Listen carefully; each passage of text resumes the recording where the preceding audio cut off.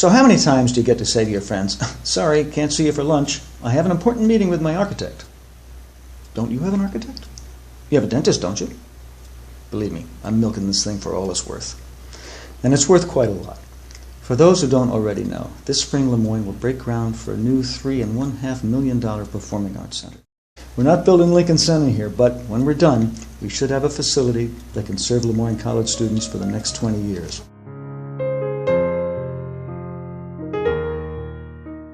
My name's Carel Blakeley, and I'm on the faculty at Lemoyne College. Been there for a little over 30 years in the theater program.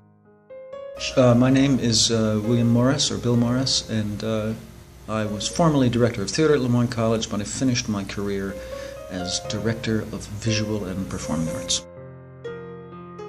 Late 1970s, early 1980s, Bill Morris arrived at Lemoyne College, and he really got the theater program to grow. It continued to grow. And started to do productions in an old firehouse on the edge of the campus. I had been accustomed to sort of alternative theater spaces, from my former work, and I thought that would be okay.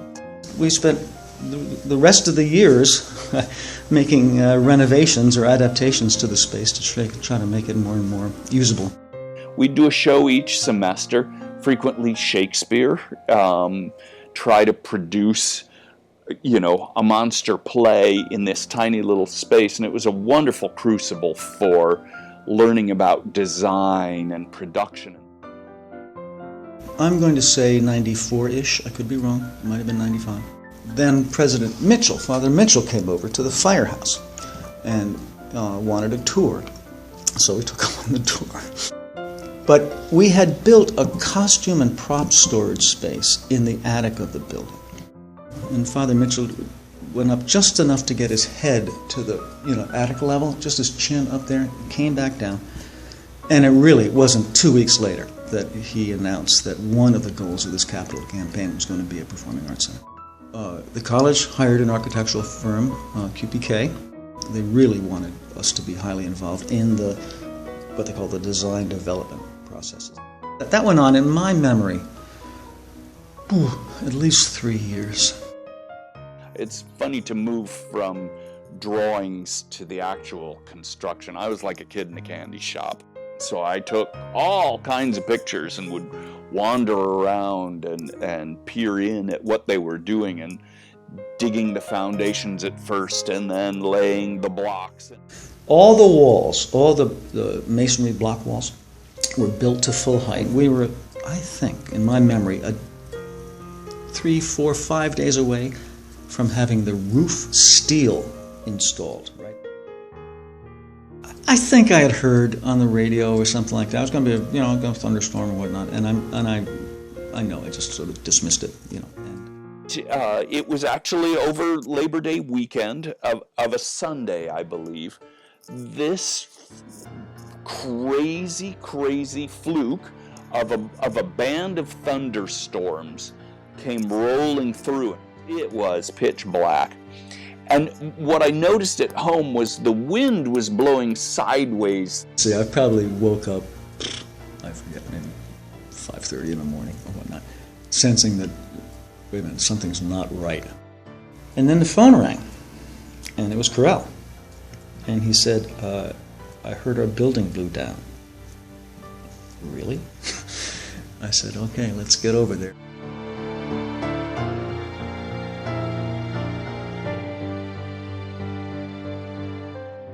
Except for one corner of one wall, I think on the southwest, had stood, and everything else was down.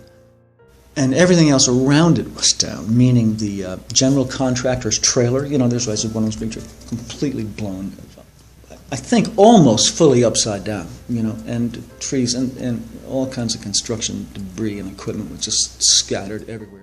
Well, the college had very wisely decided to invest in insurance. Should something happen like this, the insurance would come forward and pay for the repairs and get things back up to speed. And in the end, they got a settlement that allowed them to of course, clear the debris. The whole thing had to be knocked down, start over. And shroud the entire site so that they could continue working through the winter, which was not the original plan, I don't think. And I was pretty convinced that it would be yet another year, it would be a year delay, before we really got in there. And it turned out that was not the case. And we opened in the fall there. And what a joy to go to work every day. I feel so very blessed to be able to walk into that building over there. It's amazing, all the activity there and how much each program has been able to grow and flourish. It's truly an amazing performing arts center. We're very aware of the changes and opportunities the new building will make for our actual work with students. It won't be the firehouse. It'll be different. I'm convinced, though, that we can carry the best of the firehouse with us while still taking full advantage of our new facility. We'd better, or all this work will be for naught. The very last thing we want is a spanky new building occupied by uncreative faculty and dispassionate students. But it's fun, really fun. How many times in your life do you get an opportunity to help design an actual building to be used in your profession? Once, if you're lucky, right?